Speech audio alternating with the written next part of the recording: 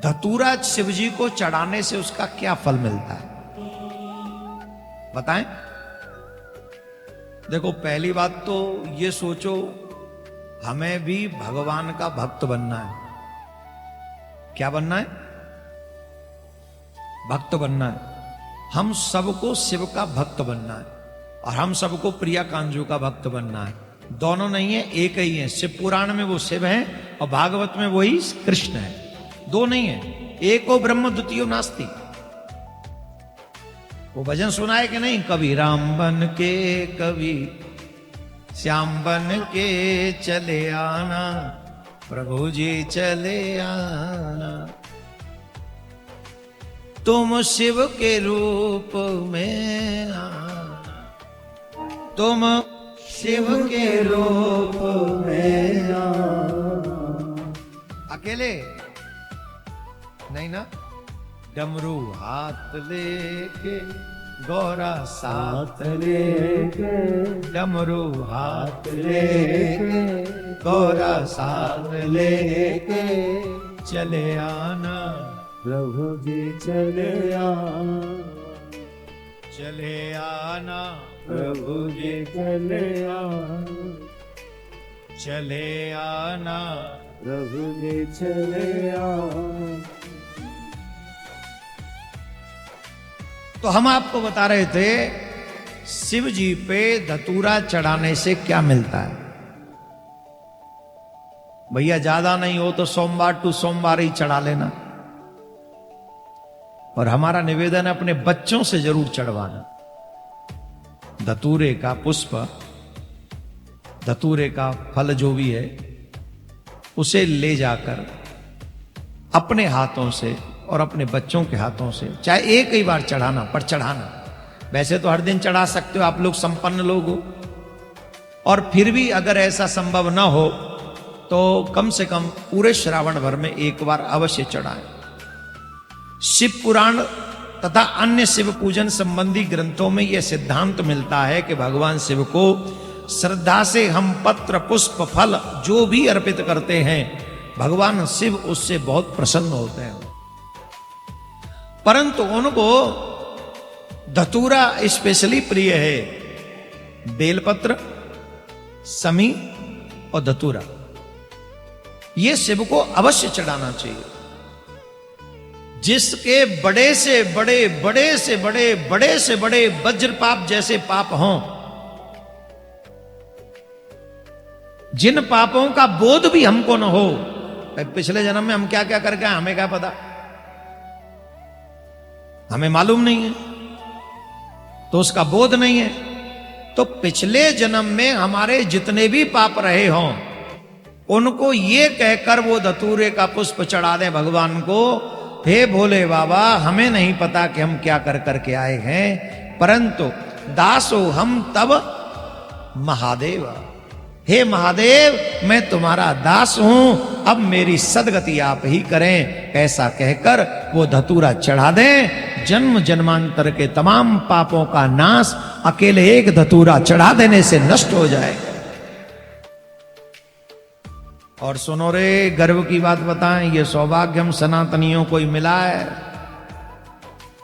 सिर्फ सनातनी ही शिव जी पे धतूरा चढ़ा सकते हैं। ये जो और कहते हम जे हम वो तो चढ़ा ही नहीं सकते, जा ही नहीं सकते वो तो हम लोगों का ये परम सौभाग्य है। इस परम सौभाग्य का सदुपयोग हम सभी को करना चाहिए।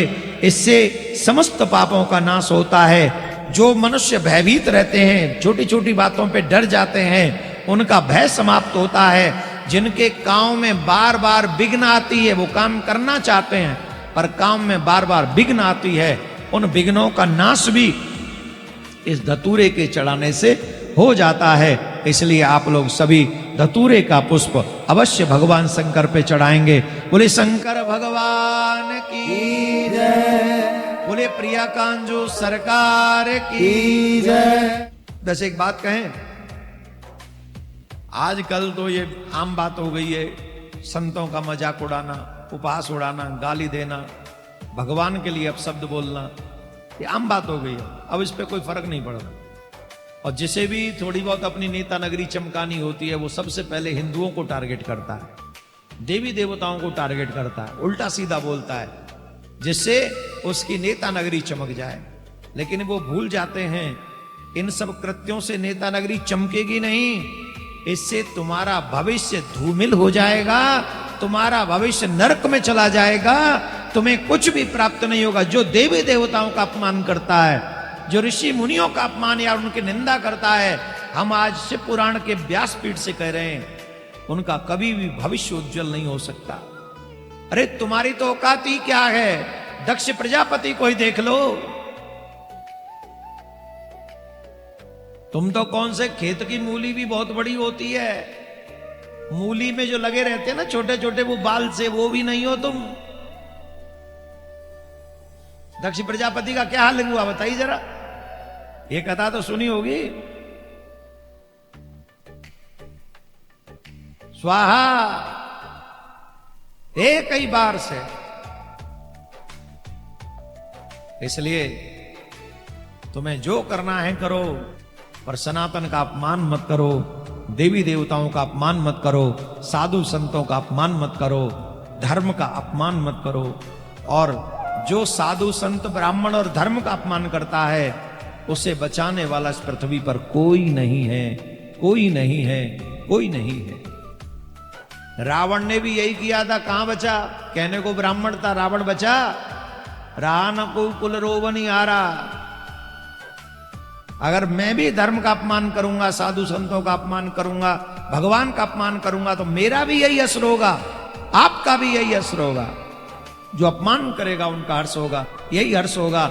इसलिए आप सबसे हमारा निवेदन है, वाणी पर कंट्रोल रखो, विचारों पे कंट्रोल रखो, और महादेव के बने रहो, शिव के बने रहो, कृष्ण के बने रहो, मेरे प्रभु के बने रहोगे, इसी में कल्याण होगा। राधे राधे बोलना पड़े। ये दधीच ऋषि साधारण नहीं थे। एक प्रसंग तो ऐसा भी आता है इसे पुराण में कि दधीच ऋषि ने नारायण भगवान को हरा दिया था युद्ध में। और बोलो लाओ, नारायण भगवान को हरा दिया था युद्ध में। शिव जी से वरदान लेके आए थे बाकायदा। अब पूरी कथा तो क्या कहेंगे। एक राजा था, वो नारायण का भक्त था, और दधीच ऋषि शिव के भक्त थे। इन दोनों में ठन गई थी आपस में, दधीच ऋषि और राजा में। तो दधीच ऋषि का अपमान किया था उसने। तब भगवान शिव की तपस्या की, बोले महाराज उन्होंने मेरा अपमान किया और हो सकता है नारायण भगवान उसकी सहायता करें। बोले नारायण भी आएंगे तो नारायण हारेंगे तुमसे, जाओ। भगवान नारायण हारे दधीच ऋषि से युद्ध में, ऐसा शिव पुराण में वर्णन है।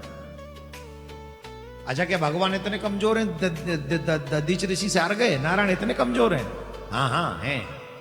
वो भक्तों के आगे सबसे कमजोर हो जाते हैं और दुष्टों के आगे सबसे ज्यादा बलवान हो जाते हैं। शिव भक्त है ना, शिव जी ने कह दिया तुमसे हार जाएंगे, तो शिव जी का वचन सत्य करना है। और संत से हारने में क्या बुराई, हार गए। संत से हारने में कोई बुराई नहीं, गुरु से हारने में कोई बुराई नहीं, धर्म से हारने में कोई बुराई नहीं, वो तो यश है। बोलो राधे राधे। तो इन दधीच ऋषि की कथा है बहुत सुंदर, पिपलाद अवतार में। क्या है सुनो। दधीच ऋषि तपस्या कर रहे थे, और जब वो तपस्या कर रहे थे तो उसी समय दैत्यों के भय से भयभीत हुए सभी देवता दधीच ऋषि के पास में पहुंचे और कहा रक्ष माम रक्ष माम रक्ष माम, हमारी रक्षा करो, हमारी रक्षा करो, हमारी रक्षा करो। दधीच ऋषि ने कहा देवताओं तुम तो सबकी रक्षा करते हो, तुम्हें क्या आवश्यकता आन पड़ी, क्या हो गया बताओ। उन्होंने कहा महाराज दैत्यों के अत्याचारों से हम बहुत दुख पा रहे हैं, बहुत दुख पा रहे हैं, आप कृपा करो आज हम आपके पास कुछ मांगने के लिए, याचना करने के लिए आए हैं। बोले क्या याचना करने आए हो? बोले एक याचना है, आपकी अस्थियां अगर हमें मिल जाएं, उन अस्थियों से हम ऐसा एक शस्त्र बनाएंगे जिस शस्त्र से बड़े से बड़ा बलवान दैत्य समाप्त हो जाए।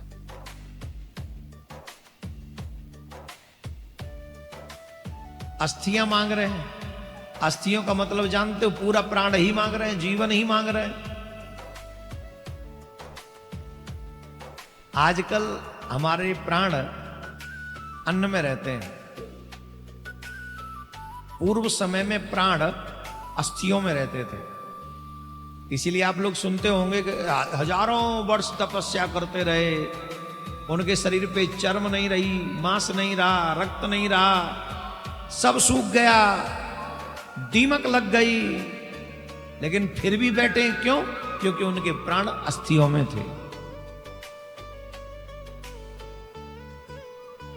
दधीच ऋषि ने एक क्षण भी विलंब किए बगैर देवताओं से कहा, अगर मेरे प्राण जगत के हित में, धर्म के हित में कहीं आते हो तो मुझे एक क्षण भी विलंब नहीं करना है।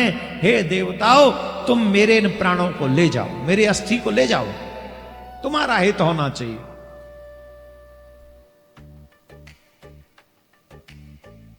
और एक क्षण भी विलंब किए बगैर दधीच ऋषि ने अपनी अस्थियां दे दी। क्या दान किया दधीच ऋषि ने? प्राण दान। अस्थियां ले जाओ। दान हमेशा यशकर होता है। समझ में आया क्या? दान हमेशा यशकर होता है। यशकर माने यश प्रदान करने वाला होता है। चाहे आप प्राण का दान करो, चाहे आप अन्न का दान करो, चाहे आप वस्त्र का दान करो, आप अगर श्रेष्ठतम दान करते हो तो आपको यश मिलता ही मिलता है। दधीच ऋषि ने प्राणों का दान माने अस्थियों का दान कितने युग पहले किया, और कलयुग में हम और आप उनकी कथा गा रहे हैं। तो ये यश है कि नहीं? अभी दधीच ऋषि जी की कथा आप लोग सुन रहे हो, मन में श्रद्धा आ रही है कि नफरत आ रही है? बोलो, जोर से बोलो। न तुम्हारे बाबा है वो, न हमारे बाबा है वो। तो तुम्हारे भी दादाजी नहीं है, हमारे भी दादाजी नहीं है, पर श्रद्धा उनमें आ रही है। किसके कारण? उनके उस कर्म के कारण। उन्होंने प्राण दान दे दिए। देवताओं ने उनकी अस्थियों को लिया और अस्थियों को ले जाकर वज्र बनाया। उन्हीं की अस्थियों से वज्र बना जो देवराज इंद्र के हाथों में लगातार रहता है, आज भी है। वो अस्थियां बड़ी मजबूत थीं, उससे मजबूत वज्र बना, और उस वज्र से देवराज इंद्र ने दैत्यों का वध कर दिया। अनेकानेक दुष्ट थे, उन दुष्टों का वध कर दिया उस वज्र से। और जब दुष्टों का वध हो गया तो स्वर्ग में बाजे बजने लगे, तालियां बजने लगी, बधाइयां होने लगी, आनंद होने लगा। बाजे बज रहे, आनंद हो रहा है। अच्छा, देवताओं को तो खुशियां मिल गई, लेकिन फिर दधीच ऋषि के आश्रम में आई है। लौट के दधीच ऋषि के आश्रम में आई। वहां क्या हुआ? दधीच ऋषि की पत्नी थी जिनका नाम था, उनका नाम सुवर्चा। वो गर्भ से थी।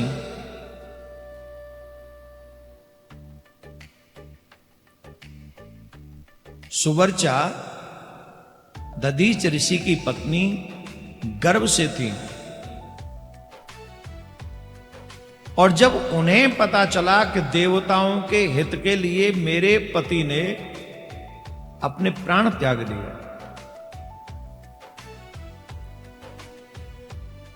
तो ये दुख उनकी पत्नी से सहन नहीं हुआ।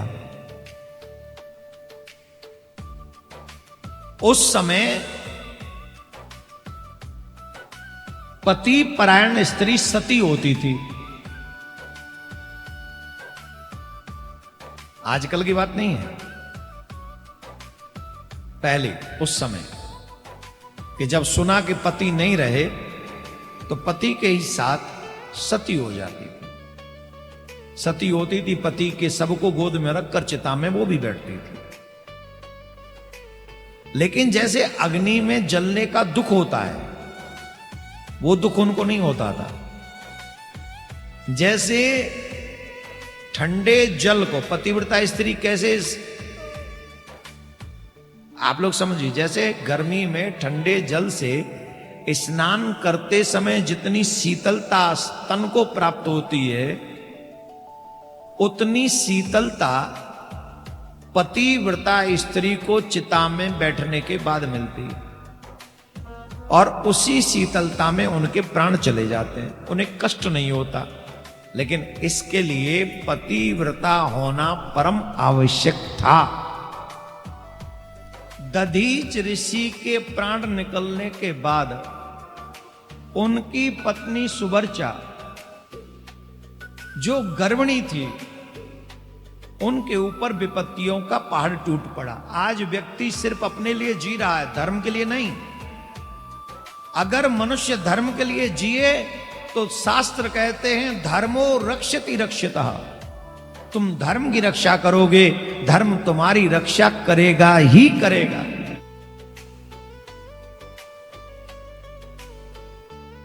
हमारे कर्म से धर्म की रक्षा होती है, हमारे कर्म से धर्म की हत्या भी होती है।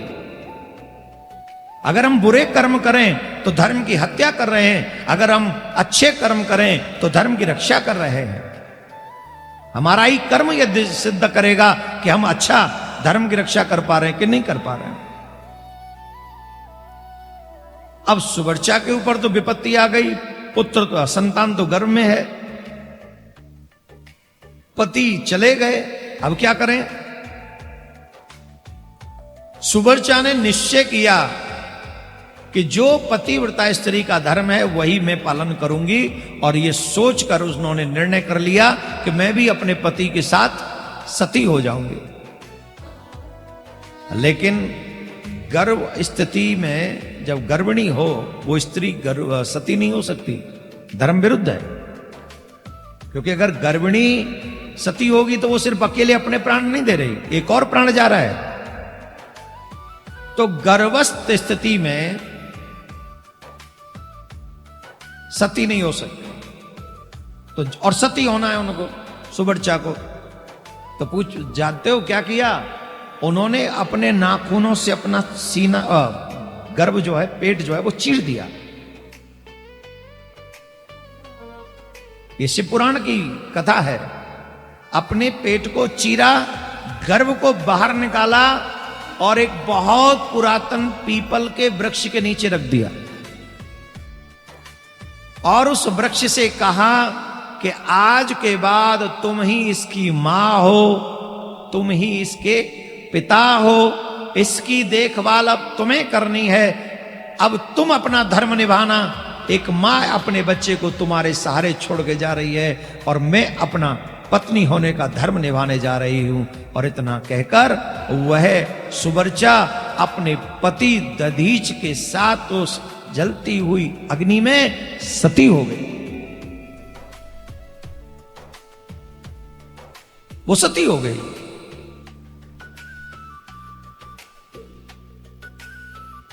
और उस अग्नि ने, जैसे गर्मी के समय, मैंने अभी बताया ना, जैसे गर्मी के समय में कोई व्यक्ति ठंडे जल से स्नान करे जितनी शीतलता प्राप्त होती है, सुवर्चा को अग्नि में बैठकर उतनी शीतलता प्राप्त हुई। ये किसका प्रभाव था? ये धर्म का प्रभाव था।